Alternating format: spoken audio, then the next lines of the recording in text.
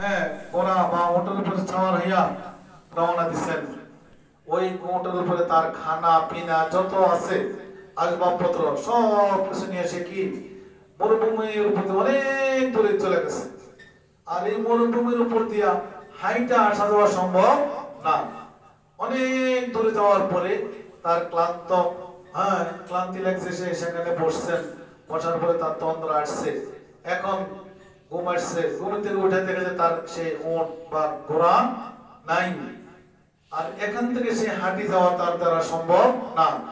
আর ওই উটের উপরে ঘোড়ার উপরে তার কি খানা পিনা যত আছে সব, সে নিশ্চিত যে আমি যদি আর এই ঘোড়া বা উট না পাই তাহলে আমার মৃত্যু অনিবার্য।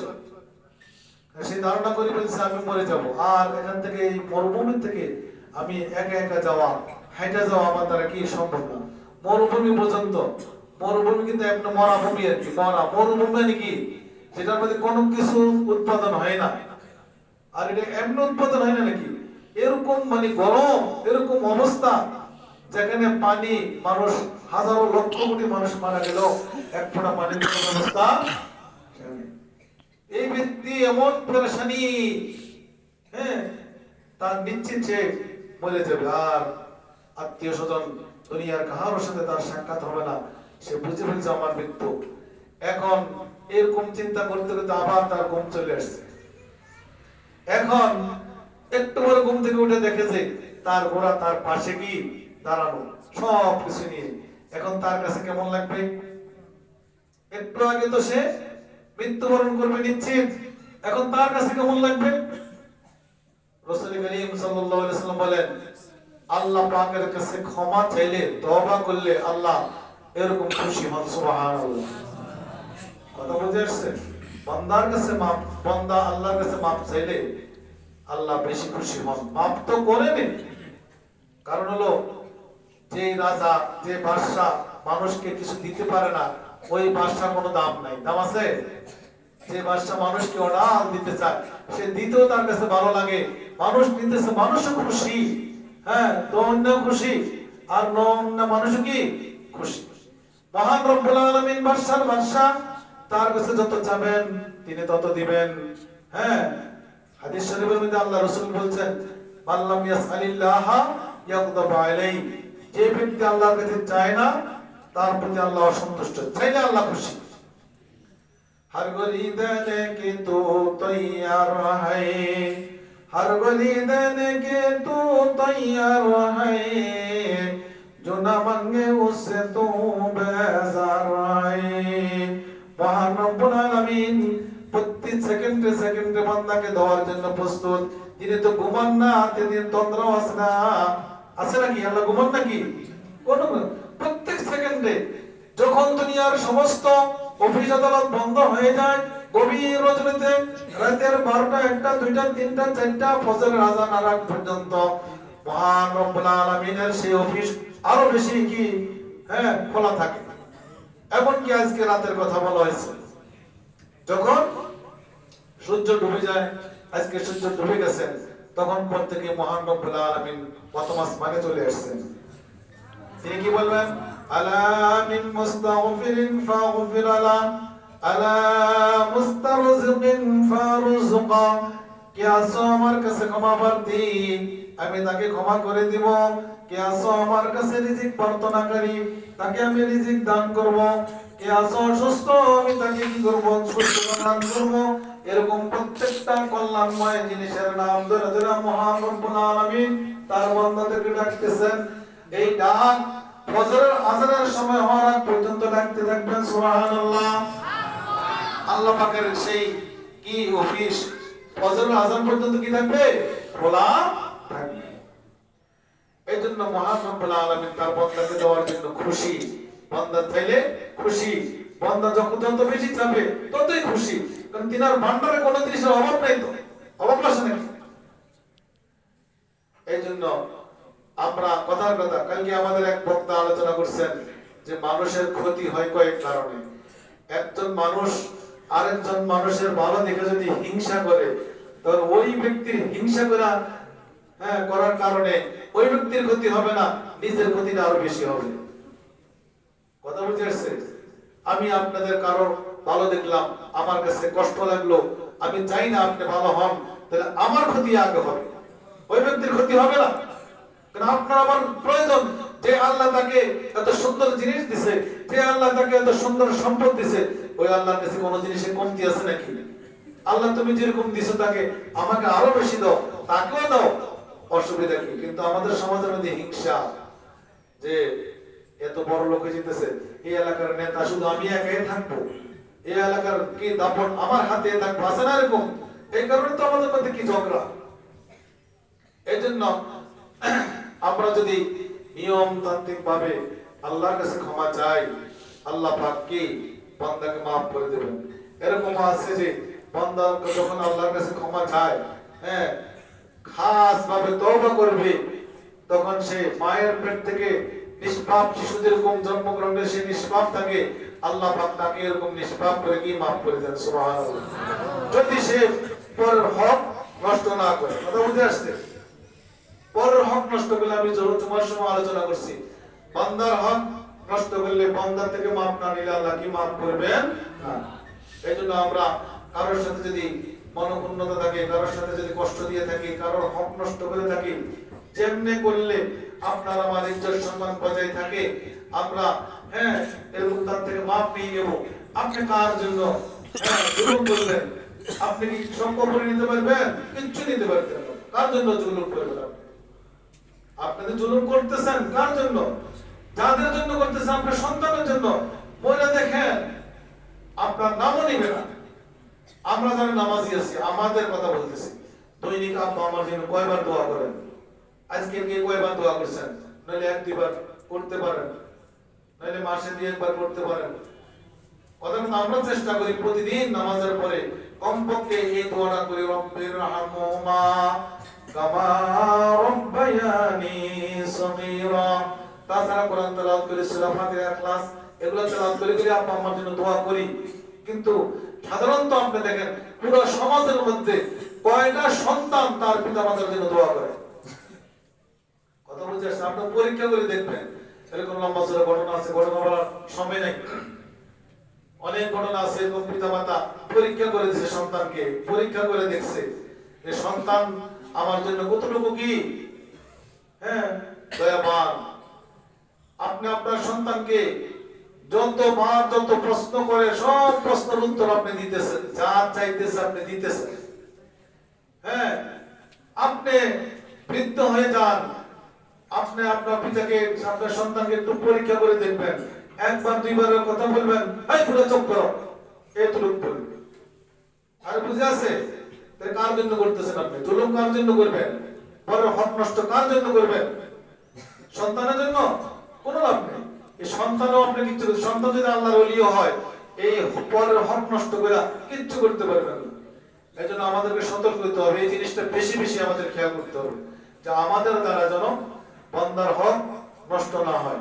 আমাদের অনেক ভয় লাগে, না জানি কার সাথে কোন বেয়াদবি করছি বা কার কোন হক নষ্ট করছি কিনা, এটা বড় ভয়, অনেক কঠিন ভয়। কিন্তু ইবাদত আমি আপনি কম করতে পারি, কিন্তু আল্লাহর হক যদি কোনো কারণে নষ্ট হয়ে যায়, আপনি তওবা করেন। কত কারণে আপনি কতদিন নামাজ পড়েন নাই, এখন আপনি কাজা পড়তেছেন, সামনের নামাজগুলো পড়তেছেন জামাত সহকারে, আর আল্লাহর কাছে ক্ষমা চাইতেছেন, রব্বুল আলামিন এতদিন বুঝি নাই, নামাজ পড়ি নাই, এখন নামাজ পড়তেছি, আপনি কবুল করেন, এবং কাজাগুলো পড়তেছি, আপনি আমাকে ক্ষমা করেন। আল্লাহ ইচ্ছা করলে আপনার এই সব কিছু ক্ষমা করে দিবে। কথা বুঝে আসছে? কিন্তু আরেকজনের হক যদি নষ্ট করেন, এটা আল্লাহ মাফ করবে না, ওই ব্যক্তি ক্ষমা না করবে। এই জিনিসটা আমাদের খেয়াল করি না। এই জন্য আল্লাহর কাছে আপনি চাইবেন, আল্লাহ তুমি আমার হালাল ভাবে কি করে, হালাল কামের ব্যবস্থা করে দাও, হালাল রিজিকের ব্যবস্থা করে দাও। কথা বুঝে আসছে? আল্লাহ দিতে পারে না? অবশ্যই দিবে। হালাল ভাবে আপনি ব্যবসা আরম্ভ করেন, হারামের কোন কি মানে কিঞ্চিত হারামও রাখবেন না, সুদ রাখবেন না। আমাদের সমাজের মধ্যে সুদ আছে, অনেক কঠিন, অনেক লোক আছে সুদ খায়, এটাকে গুনাহ মনে করে না। কার জন্য সুদ খাইতেছেন আপনি? কার জন্য? হারাম। এই যে যিনি সুদ খায় তার শাস্তি, রাসূল করিম সাল্লাল্লাহু আলাইহি সাল্লাম মেরাজে যখন গেছেন দেখে আসছেন। কথা বুঝে আসছে? রাসূল করিম দোজখ বেহেশত সব দেখছেন কিনা? সব দেখছেন। তার মধ্যে দেখছেন একটা ব্যক্তি রক্তের কি নদীর মধ্যে হাবুডুবু খাইতেছে, আর নদীর পারে একজন এরকম পাথরের স্তূপ নিয়ে বসে আছে, দাঁড়িয়ে আছে। আর ওই যে নদীর থেকে এই লোকটা তখন তীরের দিকে আসতে চায়, পাড়ের দিকে আসতে চায়, তখন সে আরেকটা ডিল মারে। তখন ডিল মারার সাথে সাথে পাথর দিয়া সে আবার সেখানে চলে যায়। রক্তের কি নহরের মধ্যে হাবুডুবু খাইবে, কেমন পর্যন্ত তার এই শাস্তি হইতেই থাকবে। কেন? সে সুদ খাওয়া মানে মানুষের রক্ত চুষে নেওয়া। কথা বুঝে আসছে? এই জন্য সে রক্তের নহরের মধ্যে সে তার শাস্তি হবে। তো এই জন্য আমরা হালাল রিজিকের জন্য আল্লাহর কাছে দোয়া করব, আল্লাহুম্মা ইন্না নাসআলুকা রিজকান হালালান তাইয়্যিবা। আর কমপক্ষে বাংলা বলবেন, আল্লাহ আমাকে হালাল রিজিক, পবিত্র রিজিকের ব্যবস্থা করে দাও। আল্লাহ দিবে না? রিজিকের মালিক কে? ইন্নাল্লাহা ওয়ার রাজ্জাকুল যুল কুওয়াতিল মাতিন। আল্লাহ পাক বান্দার রিজিকের মালিক কে? আল্লাহ। আপনি ধারণা করতে পারবেন না আপনি যে এত সুন্দর একটা খানার ব্যবস্থা আপনার সামনে হয়ে যাবে। হ্যাঁ, যেখানে রিজিক আছে সেখানে আপনাকে যাইতেই হবে। কথা বুঝে আসছে? আল্লাহ পাকই নিয়ে যাবেন। আল্লাহর কাছে হালাল রিজিকের ব্যবস্থা করতে হবে।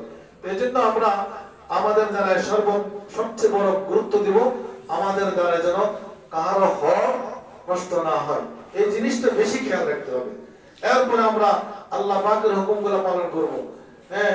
বারবার এই কথাটা বলতেছি, কিন্তু দেখেন আমরা খেয়াল করি না। আমরা অনেকে মনে করি যে আমার বয়স তো, আমি মাত্র যুবক, আমার বয়স মাত্র 20, 25, 30 আছে না এরকম, আমার রক্ত অনেক গরম, অনেক বাহাদুর, মানে বুঝি না।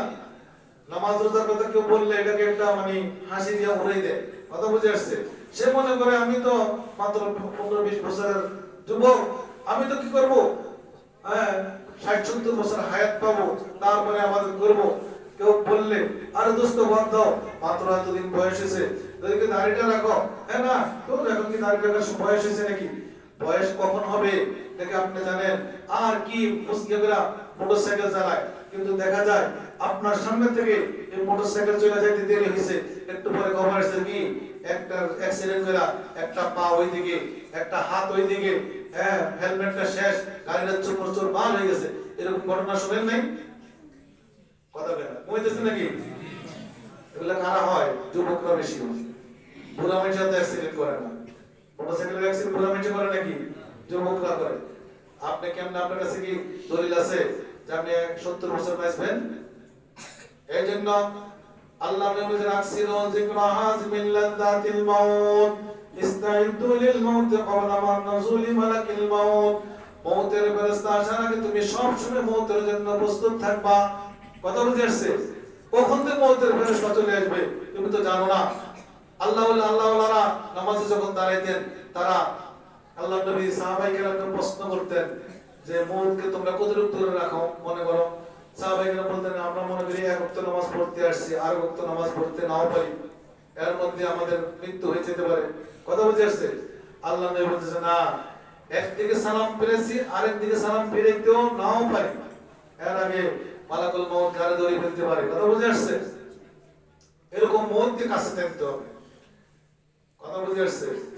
এই জন্য আপনি বুঝবেন, এগুলা বলি সব সময়, বলার দরকার। এগুলা আমাদের আত্মীয় স্বজন, পূর্বপুরুষ, দাদা পরদাদা যারা এই পর্যন্ত আমাদের সিরিয়াল এসে গেছে, সবাই দুনিয়া থেকে চলে গেছে। কেউ থাকতে পারছে? কেউ থাকতে পারছে? থাকতে পারবে? পারবে না। তাহলে আপনি থাকতে পারবেন নাকি? আপনি কি বুঝেন না? আপনার ভিতরে সুযোগ আছে না?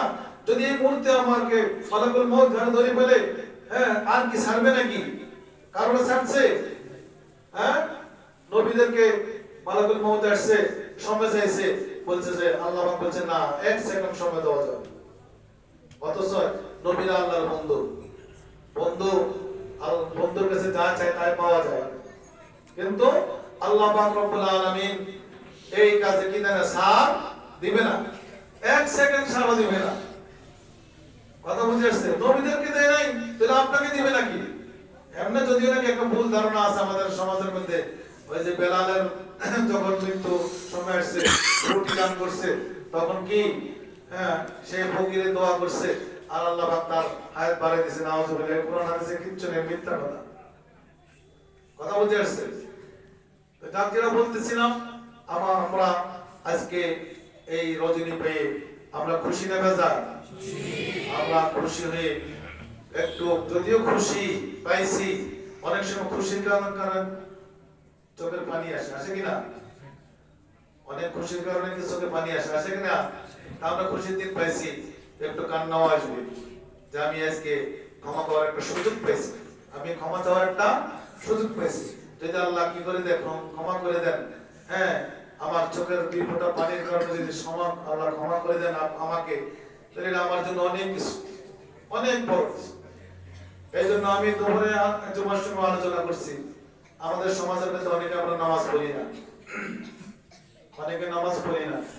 নামাজ চাইলে আর মুসলমান থাকা যায় না। হ্যাঁ, মুসলমানের মধ্যে আর কাফেরের মধ্যে পার্থক্য হলো নামাজ। যে নামাজ পড়ে না সে মুসলমান না। কথা বুঝে আসছে? আমাদের মুসলমান হলো এই যে আমাদের কি মুসলমানি করানো আর গরুর গোশত খাওয়ার মুসলমান। তাহলে নামাজ না পড়লে খাঁটি মুসলমান হওয়া যাবে না। আপনি দেখেন যারা হিন্দু থেকে মুসলমান হয়েছে কত কষ্ট হয়েছে। হিন্দু থেকে মুসলমান হওয়ার কারণে বাইরে পা ভেঙে ফেলছে, হিন্দু থেকে মুসলমান হওয়ার কারণে মাথা ফাটাই ফেলছে, হিন্দু থেকে মুসলমান হওয়ার কারণে চোখ উঠে ফেলছে, হিন্দু থেকে মুসলমান হওয়ার পরে এমন ভাবে মানে মুখের মধ্যে আঘাত করছে, দাঁত গুলা নষ্ট হয়ে গেছে, কি খানা চাবাই খেতে পারে না। কথা বুঝে আসছে? কত কোরবানি করে তারপরে তারা মুসলমান হয়েছে। অথচ আল্লাহ পাক রব্বুল আলামিন তিনি আমাদেরকে মুসলমান বানিয়েছেন। আমরা কি এরকম কোন কারোর কাছে এরকম দাবি করছি, আবেদন করছি, আল্লাহর কাছে কি করছি, দরখাস্ত করছি? কেউ করেনি। তাহলে আল্লাহ পাক আমাদেরকে এত যত্ন করে, এত আদর করে, এত মুসলমানের ঘরে জন্ম দিয়েছেন, ইবাদত করা এখন আমাদের জন্য অনেক সহজ। কঠিন একটা পদের থেকে আল্লাহ পাক আমাদেরকে হেফাজত করছেন। সাহাবায়ে কেরাম যে মুসলমান হয়েছেন কত নির্যাতন সহ্য করছেন, দেখছেন তো? যারা মোটামুটি লেখাপড়া জানে, যে লাইনের হোক, আপনি দেখবেন কত কষ্ট পাইছেন, বেলালকে কত কষ্ট দিয়েছেন। এরকম ভাবে সাহাবায়ে কেরামকে বিনা দোষে, একটাই দোষ কিতাবের মধ্যে আসছে, যে ব্যক্তি কালেমা লা ইলাহা ইল্লাল্লাহ বলছেন তার উপরে মুসিবতের পাহাড় ভেঙে পড়ছে। কথা বুঝে আসছে? এরকম উত্তপ্ত আগুনের মধ্যে, আগুনের আংরা কয়লার মধ্যে শোয়া লাগছে, যতক্ষণ পর্যন্ত আগুন না নেমছে তাদেরকে সেখান থেকে মুখের উপরে পাথর দিয়া শোয়া রাখছে। কথা বুঝে আসছে? কঠিন পরীক্ষা। বুঝে? সাহাবায়ে কেরামকে এরকম ভাবে যুদ্ধের ময়দানে ধরে নিয়ে গেছে, কত লোক দেখাইছে। হযরত কি হুযায়ফা ইয়ামানী রাদিয়াল্লাহু তাআলা আনহু ওনাকে যে রোমদের সাথে ধরা পড়ছেন, সংক্ষেপে কথাগুলো বলতেছি, ধরে নিয়ে গেছে, ওনারা মুসলমানদেরকে পরীক্ষা করবে। তাদের সৈন্যদেরকে বলছে মুসলমানের নাকি ঈমান অনেক শক্ত মজবুত, দুনিয়ার কোনো লোভ লালসা তাদেরকে কি করতে পারে না, বিরত রাখতে পারে না। যদি কোনো মুসলমানকে ধরতে পারো, মাইরো না, আমার কাছে নিয়ে আসবা। এরকম এক দলকে নিয়ে গেছে রোম সম্রাটের সামনে। রোম সম্রাট তাকে হুযায়ফা রাদিয়াল্লাহু আনহু বললেন, এই হুযায়ফা, তুমি যদি ইসলাম ধর্ম ত্যাগ করো তাহলে তোমাকে আমার রাজত্বের অর্ধেক দিয়ে দেব। কথা বুঝে আসছে? হ্যাঁ, হুযায়ফা ধমকের সাথে বললেন, হে কাফেরের ঘরে কাফের, দুনিয়ার সমস্ত বাদশাহী যদি তুমি আমাকে দাও তাহলে আমি কি করব না, হ্যাঁ, আমার এই ধর্ম আমি ত্যাগ করব না। বললো যে তাকে জেলখানায় দিয়ে দাও। জেলখানার মধ্যে অনেক দিন পর্যন্ত খানা বন্ধ। হ্যাঁ, এরকম ভাবে শুকরের গোশত, হারাম জিনিস তাদের সামনে কি পেশ করছে। এতদিন ক্ষুধার্ত, অথচ জায়েজ ছিল জীবন বাঁচানোর জন্য খাওয়া, সাহাবায়ে কেরাম খান নাই। কথা বুঝে আসছে? সেটা প্রত্যাখ্যান করছে। এরকম ভাবে আবার তাকে আরেক পরীক্ষা ফেলাইছে। হ্যাঁ, যে তাকে আলাদা একটা রুম দিছে, ওই রুমের মধ্যে গভীর রজনীতে ওই বাদশা কি সুন্দরী মেয়েকে সেখানে পাঠাইছে। আর আল্লাহ সে বান্দা, সে তো আল্লাহর ইবাদত করতেছে, আর এই মেয়ে একদিন দুদিন যাইতেছে, বলতেছে বাদশা আমাকে কোথায় কোথায় পাঠাইছেন? এটা কি গাছের কাছে পাঠাইছেন নাকি পাথরের কাছে পাঠাইছেন? সে আমার দিকে একটা নজর তাকায়ও নাই। সুবহানাল্লাহ, এত সুন্দরী, এত। কথা বুঝে আসছে? শেষ পর্যন্ত হুযায়ফাকে আবার নিয়ে গেলেন তার সমস্ত দলবল সহ, সেখানে বড় ডেক গরম করলেন তেল দিয়া, তেল গরম করলেন, বললেন যদি ইসলাম ত্যাগ না করো তাহলে একটা একটা করে এই ত্যাগের মধ্যে কি শেষ করে ফেলবে। ওনার সামনে এক দুইজনকে মারা দিয়েছে, সাথে সাথে তাদের শরীর থেকে হাড় মাংস আলাদা হয়ে গেছে। কথা বুঝে আসছে? এখন হুযায়ফা রাদিয়াল্লাহু তাআলা আনহু কি করতেছেন, তার চোখ দিয়ে টপ টপ করে পানি পড়তেছে। বাদশা মনে করছে ভয়ের করতেছে, বাদশা মনে করতেছে কাঁদো কাঁদো কেন, তুমি যদি ইসলাম ত্যাগ করো তোমাকে ছেড়ে দেওয়া হবে। বলে হই কাফের বাচ্চা কাফের, আমি তোর ওই আগুনের ভয়ে মরার ভয়ে আমি কাঁদি না। আমি মনে করি আল্লাহ পাক মাত্র আমাকে একটা জান দিয়েছে। কয়টা জান দিয়েছে? একটা প্রাণ দিয়েছে। আমি আল্লাহর জন্য একটা প্রাণ দিলে কি আল্লাহ পাকের শুকরিয়া আদায় হবে? আমারও যদি আল্লাহ পাক পশুমের গোড়ায় গোড়ায় হাজার হাজার লক্ষ লক্ষ কোটি কোটি যদি জান দিত, আমি লক্ষ কোটি বার কি আল্লাহর জন্য আমি শাহাদাত বরণ করতাম। দেখলো যদি এটা তো মজবুত ইমানদার, তখন ওই রোম সম্রাট বুঝতে পারছে মুসলমানের ঈমান কি। এই যে আগুনে জ্বালাইতেছি, এত কষ্ট দিলাম, তাদেরকে কি করতে পারে নাই? ঈমান বানাইতে পারে নাই, বানাইতে পারবেও না। তখন বললো যে তুমি যদি আমার কপালে একটা চুমা দাও তাহলে আমি তোমাকে ছেড়ে দেবো। হযরত হুযায়ফা রাদিয়াল্লাহু তাআলা এরকম হাতের আস্তানা দিয়ে বাদশার কপালে হাত রাখিয়া চুমা দিয়েছেন। তাকে কি সবার দলবল সবাইকে মুক্তি দিয়ে দিয়েছেন। ওমরের জামানার এই ঘটনা। ওমর যখন এই ঘটনা শুনলেন, ওমর মদিনাবাসীকে বললেন হুযায়ফা যখন আসবে সকলে হুযায়ফার কপালের মধ্যে তোমরা চুমা দিবে। সুবহানাল্লাহ। তাই সাহাবায়ে কেরামের ঈমান এত মজবুত। আমরা ইনশাআল্লাহ যদি আল্লাহ পাকের হুকুমগুলো আমরা পালন করতে পারি, আল্লাহ পাক আমাদের ঈমানকে কি মজবুত বানিয়ে দেবেন। ঈমান মজবুত লাগবে। আমাদের সবচেয়ে বড় সম্পদ হবে কি? ঈমান। ঈমান না থাকলে কোনো লাভ হবে না। কিন্তু একদম তো অনেক ঈমানদার দাবি করি, বললাম আজকে দুপুরে বললাম আমি নামাজ না পড়লে কি হয়েছে, আমার ঈমান কি আছে? মজবুত আছে। আমি নামাজ না পড়লে কি হয়েছে, রোজা না থাকলে আমার ঈমান ঠিক আছে। কি আছে? ঈমান ঠিক আছে। তাহলে ঈমান কেমন ঈমান? আবু জাহেলের মতন ঈমান। আর কথা বুঝে আসছে? আচ্ছা আমি আল্লাহর নবীকে ভালোবাসি, আমি আল্লাহকে এক আল্লাহ মনে করি, আমি এভাবে চলি এভাবে চলি, অনেক যুক্তি আছে কিনা? যুক্তি দেয়। এগুলো খাঁটি ইমানদার হবে নাকি? তাহলে আবু জাহেল কিন্তু আল্লাহ যে এক, আবু জাহেল বলতে জানতো। আর কথা আল্লাহ কোরআনে বলে দিয়েছেন যে তারা জানে, তারা তাদের সন্তানকে যেরকম চিনে আল্লাহ নবীকে তার চেয়ে বেশি চিনে তারা। কথা বুঝে আসছে? এরকম ভাবে আবু জাহেল রাত্রে জাগ্রত থেকে এরকম রাসূল যে ঘরে বসা কি কোরআন তেলাওয়াত করতেন, কাফেররা শোনেন নাই ঘটনা? কাফেররা রাত্রে সেখানে দাঁড়ায় দেনা মুহাম্মদুর রাসূলুল্লাহ সাল্লাল্লাহু আলাইহি ওয়াসাল্লামের মিষ্টি মধুর তেলাওয়াত শুনতেন। সুবহানাল্লাহ। তারা জানতো তারা মুহাম্মদ সত্য নবী জানতো। এরকম ভাবে রাসূল সাল্লাল্লাহু আলাইহি ওয়াসাল্লাম চাচা আবু তালেব তিনি রাসূলকে কলিজার টুকরা করে ডাক দিতেন, হে চাচার জান, চাচার প্রাণ করে ডাক দিতেন। এত নিজের সন্তানকে তো আদর করতেন না। রাসূল করিম সাল্লাল্লাহু আলাইহি ওয়াসাল্লাম এত ভালোবাসতেন। মক্কার কাফেররা যখন আল্লাহ রাসূলের সাথে কোন দিক দিয়ে কুলে উঠতে পারতেছিল না, তখন আবু তালেবের কাছে এসে বলতেছে, হে আবু তালেব, তুমি তোমার ভাতিজাকে কি করো? বিরত রাখো। সে আমাদের মূর্তিগুলোকে, আমাদের খোদাগুলোকে কি সে কি করে? বকাবকি করে, সমালোচনা করে। তাকে বিরত রাখো, না হলে তোমরা চাচা ভাতিজা দুজনে মাঠে আসো, তোমাদের সাথে যুদ্ধ হবে। যুদ্ধের মধ্যে যে পরাজয় বরণ করে বা আমরা কে বিজয় দেখা যাবে। কথা বুঝে আসছে? এই কথা বলার সাথে সাথে আবু তালেব রাসূল করিম সাল্লাল্লাহু আলাইহি ওয়াসাল্লামকে কি করলেন? ডেকে আনলেন। বলল যে চাচার জান, হে আমার প্রাণ, কলিজার টুকরা ভাতিজা মুহাম্মদ, আমি তো কুলাইতে পারতেছি না তাদের সাথে, আমি কি করতে পারি? তারা তো আমার সাথে এরকম ভাবে ব্যবহার করতেছে, আমার উপরে বিরাট চাপ এসে গেছে, আমি কি করতে পারি? রাসূল করিম সাল্লাল্লাহু আলাইহি ওয়াসাল্লাম বললেন, হে আমার চাচা জান, তারা যদি আমার এক হাতে সূর্য আর এক হাতে যদি চন্দ্র এনে দেয়, আমি আমার কাছ থেকে এক মুহূর্তের জন্য আমি কি করব না? বিরত থাকবো না। প্রয়োজনে আমার জান চলে যাবে, এরপর বলতে দেন আল্লাহ আমি তোমার রাস্তায় কুরবান হয়ে যাব। এরকম ভাবে যখন চোখের দুইটা ফোঁটা চোখের পানি পড়ে গেল, মানে আবু তালেব আর সহ্য করতে পারলেন না। বললেন, চাচা যান, চাচার কি কলিজার টুকরা মুহাম্মদ, তুমি টেনশন করো না, তুমি তোমার কাজ চালাই যাও, আমি তোমার সহযোগিতা করব। সুবহানাল্লাহ। যতদিন পর্যন্ত বেঁচে ছিলেন ইসলামের কি করছেন? সহযোগিতা করছেন। এরকম সহযোগিতা মুসলমানরাও করে না, কিন্তু সে কি বেহেশতি হবে? সে কি মুসলমান? আচ্ছা, ভালোবাসা বেশি, আপনার ইমান আছে বেশি, ঠিক না? নামাজ পড়বেন না, উল্টা পাল্টা কথাবার্তা বলবেন, হালাল হারাম চিনবেন না, আর আমার ইমান ঠিক আছে। কিসের ইমান ঠিক আছে আপনার?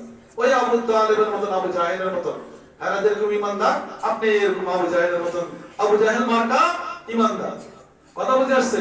হুঁশ করে কথা বলতে হবে, বুঝে শুনে কথা বলতে হবে। আল্লাহ নবীকে এই জন্য দুনিয়াতে পাঠায় নাই, আল্লাহ আমাদেরকে এই জন্য দুনিয়াতে পাঠায় নাই। আপনি মন করে কথা বলবেন আর মন করে চলাচল করবেন, এরকম চলবে না, এরকম চলতে পারবে না, হবে না, লাভ হবে না, আল্লাহ গ্রহণ করবে না। এই জন্য আল্লাহ পাক রব্বুল আলামিন কালামে পাকে বলেন আমিনু কামা আমানান নাস। যেভাবে সাহাবায়ে কেরাম ঈমান এনেছে তোমরা সেইভাবে ঈমান আনো, যেভাবে সাহাবায়ে কেরাম আমল করেছে তোমরা সেইভাবে আমল করো। কথা বুঝতে পারছেন? এটা আমাদের সমাজের মধ্যে একদল আছে, মানে প্রথম রাতিতে ওয়াজ করে, পরে আবার গান করে, আছে না? আসেনি? কথা বলেন না? কিছু ওয়াজ করে, পরে আবার কি করে? গান করে। বাটপা গানও আল্লাহর ইবাদত, গানও কি ইবাদত? আল্লাহর ইবাদত হইলা তো গান মসজিদের মধ্যে, মসজিদ হলো ইবাদতের জায়গা, এখানে নামাজ পড়া যায়, নামাজ আল্লাহর ইবাদত, এটা মসজিদে করা যায়, তেলাওয়াত আল্লাহর ইবাদত, এটা মসজিদে করা যায়, জিকির আল্লাহর ইবাদত, এটা মসজিদে করা যায়, এই যে ওয়াজ করতেছি এটা একটা ইবাদত, এটা মসজিদে করা যায়। গান যদি আল্লাহর ইবাদত মসজিদে করো, করবো? করবে না। কেন করবে না? জানে এখানে আইলে আল্লাহর গজব ধরে নেব। কতজনের মসজিদে বেয়াদবি করতে গেছে, তাদেরকে গজব ধরছে, অনেক ইতিহাস আছে, আছে কি না? কেউ কুকুর হয়ে গেছে, কেউ সাপ পিচ্ছু হয়ে গেছে, কেউ বাঁদর হয়ে গেছে, বুঝছে নাকি? ওই বাটপাড়া জানে ইবাদত যদি হয়ে থাকে, এই ইবাদত এখানে এসে করো, করবে না তারা। ওই সমস্ত বাটপাড়া তারা করবে না, বাটপাড়াদের সেখানে মঞ্চের কাছে যাবেন না। আপনি বলেন হুজুর আমি তো 5 ওয়াক্ত নামাজ পড়ি, তো একটু গিয়েছি সেখানে, না। কেন? যেটা আল্লাহ রাসূল করে নাই সেটা করতে যাবেন কেন? সেখানে যে কাজটা হয় যে পীর সাজে তাকে সেজদা করা হয়, দেখেন না আপনারা? হ্যাঁ, এরকম পীর আমার সামনে বলে অবশ্যই ইনশাআল্লাহ জান যাক আর মরক মরিয়ার বাঁচি, লাইফটা আমার ফুটবলের মতো সব পাওয়া যাবে, সব হবে। আর বুঝে আসছে? সেই আবার আমার কথা শুনে আপনারা লাইফ থেকে মারি ফেলেন না, আবার পরে প্রধান আসামি আমি হব। হ্যাঁ, কিছু শাস্তি দিবেন যেন না মরে যায়, কথা ভয় যেন পায়। কথা বুঝছেন? এরকম ভাবে বুঝতে হবে। এজন্য কথা সংযোগ করে বলতেছি, আল্লাহ পাক রব্বুল আলামিন রাসূল করিম সাল্লাল্লাহু আলাইহি সাল্লাম কোরআনের আয়াত এবং হাদিসের মধ্যে আল্লাহ রাসূল বলতেছেন যে আখলিস দীনাকা ইয়াকফিকা আমালুল কলিল, যে তোমরা তোমার ঈমানকে খাঁটি করো, অল্প আমলে তুমি নাজাতের জন্য যথেষ্ট হয়ে যাবে। কথা বুঝে আসছে? আপনি কথার কথা আজকে আমরা নামাজ পড়বো, হ্যাঁ, ফরজ নামাজ এটা তো পুরোটাই পড়তে হবে, সুন্নত 2 রাকাত পুরোটাই পড়তে হবে, বিতির কয় রাকাত? 3 রাকাত পুরোটা পড়তে হবে। এরপরে আপনি 50 রাকাত পড়ার দরকার নেই। আপনি সুন্দর করে 2 রাকাত করে 4 রাকাত পড়েন, 2 রাকাত করে 8 রাকাত পড়েন, যদি পারেন আরো বেশি পড়েন। এর বেশি পড়ার কোনো প্রয়োজন নাই, যদি পারেন পড়েন, সারা রাত পড়েন, কিন্তু আপনার এই যে ফরজ নামাজ ফজরের জামাত ঠিক রেখে। এখন আপনি যদি বলেন যে হুজুর আমি সারা রাত জাগ্রত থাকতে পারবো, আমার ফজরের নামাজ ছুটবে না, কোনো অসুবিধা নেই, নিষেধ না। কি কথা বুঝতে পারছেন? তবে আপনি সব ঠিকঠাক রাখা অল্প নামাজ পড়েন, ইখলাসের সাথে নামাজ পড়েন, সিজদার মধ্যে ইয়া রাব্বির কি সুবহান রাব্বিয়াল আ'লা, সুবহান রাব্বিয়াল আ'লা, সুবহান রাব্বিয়াল আ'লা শুদ্ধ করে করে কমপক্ষে 3 বার, 5 বার, 7 বার পড়েন। ধীরস্থির ভাবে নামাজ পড়েন, 2 রাকাত করে 4 রাকাতে পড়েন, আর পড়ার দরকার নাই। এই 4 রাকাতে আপনার জন্য যথেষ্ট হয়ে যাবে 40 রাকাত না পড়ার চেয়ে। কথা বুঝেছে? শুধু গনে কয় রাকাত পড়বো, কয় রাকাত পড়ছে, মানে শুধু আচ্ছা আমি তো কালকে 40 রাকাত পড়ছি, তুমি কয় রাকাত পড়ছো? আগে আমি 60 রাকাত পড়ছি। আরেকজন আমাদের এক রাজনীতিবিদ এসে 70 রাকাত করে তাহাজ্জুদ পড়ছে, খবর শুনেন নাই? খেলা হবে, কথা বলেন না? 70 রাকাত পড়ছে, কারণ 70 রাকাত 4 রাকাত পড়ছে নি, 70 রাকাতের দরকার নাই, 4 রাকাতে পড়েন। কথা বুঝে আসছে? এই জন্য আমরা ইখলাসের সাথে অল্প ইবাদত করব। এই জন্য বিশেষ করে আজকের যে আমল, এই আমল সম্পর্কে আমরা খেয়াল করব। আমাদের আমলকে আমরা বেশি করতে চাই, নষ্ট করে ফেলি। কথা বুঝে আসছে? সাহাবায়ে কেরাম যেমন করছেন আমরা সেইভাবে করব। আল্লাহ নবী বলেছেন, কি করতে বলেছেন? লাইলাতুন নিসফি মিন শাবান কুমু লাইলাহা ওয়া সুমু ইয়াওমাহা। যে শাবানের 15 তারিখ রাত, এটা 14 তারিখ শেষ হয়ে গেছে, আজকে 15 তারিখ রাত আসছে, দিন হবে কালকে। অর্থাৎ এই 14 তারিখ দিবাগত রাতে, 15 তারিখ রাতে তোমরা কি করো? জাগ্রত। কুমু মানে কি? দাঁড়াইয়া জাগ্রত থেকে কিছু ইবাদত করো। ওয়া সুমু লাইলাহা, আর তারপরের দিন রোজা রাখো। কথা বুঝতে পারছেন? এখন রোজা, এই সবগুলোতে রোজা একটা, এরপর আপনি আরো পরের দিন আরো 4টা 5টা রাখেন, কোনো অসুবিধা নেই। এই মাসে যত বেশি রোজা রাখতে পারেন, যত ইবাদত করতে পারেন, যত জিকির আজকার বেশি করতে পারেন, এগুলা করতে করতে আপনার মধ্যে ভালো লাগবে। রমজানের রোজা আরো মজা লাগবে, রমজানের ইবাদত আরো ভালো লাগবে। দেখেন আপনারা বাস্তবে যে কথাগুলো বলতেছি, বানানো জোরানোর কথা না। ইনশাআল্লাহ চ্যালেঞ্জ কেউ বলতে পারবে না। আপনি এগুলা ওইভাবে চলেন, যখন রমজান আসবে দেখবেন মনটা কত খুশি থাকবে, কত ভালো থাকবে। কথা বুঝতে পারছেন? প্রত্যেকটা কাজ আপনি দেখেন, আমরা অন্য সময় খানা পিনা খাই, কিন্তু রমজান মাসে যখন ইফতার করতে বসি কত ভালো লাগে। কথা বুঝতে পারছেন? কত খুশি লাগে। আল্লাহ পাকের রাসূল বলে দিয়েছেন, আল্লাহ পাকের পক্ষ থেকে, যে রোজদারি জন্য দুইটা খুশির সময়, একটা ইফতারের সময়, একটা যখন এই রোজদাররা রোজা রাখার কারণে তারা আল্লাহর সাথে সাক্ষাৎ করতে যাবে, তখন তারা খুশি হবে। সুবহানাল্লাহ। খুশি কারা হবে? রোজাদাররা। রোজা না রাখলে আল্লাহর সাথে সাক্ষাৎ করা যাবে না। এজন্য আমরা সকলে সিদ্ধান্ত নিব, আমাদের আশেপাশে গ্রামে পাশে কেউ যেন বেরোজগারি না থাকে। কথা বুঝেছে? আমাদের দেশে, আমাদের কুমিল্লাতে এদের সাথে সমাজের থেকে বের করে দেয়। যারা রোজা থাকে না তাদেরকে সমাজে কি রাখে না। কথা বুঝেছে? এমনকি তাদেরকে ঈদের নামাজে সামনে দাঁড়াইতেও দেয় না, অনেক সময় একটা পিছনে নিয়ে দেয়, অনেক সময় নামাজের জামাত থেকে বের করে দেয়। নিয়ম কিন্তু এটাই হওয়া উচিত। কথা বুঝে আসছে? কত খারাপ। এই জন্য আমাদের মধ্যে আমরা যারা আছি, আমরা আগে যদি ভুল করে থাকি, আমরা এখন তওবা করব।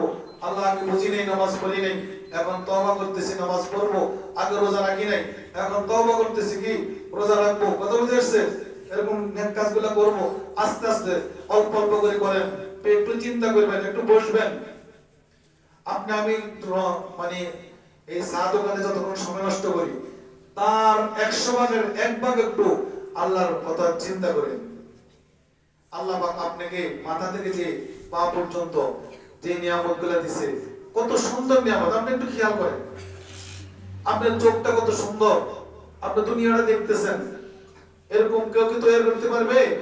আপনি কানে শোনেন, কত সুন্দর আওয়াজ, যার কান নাই সে বোঝে। বুঝেছে?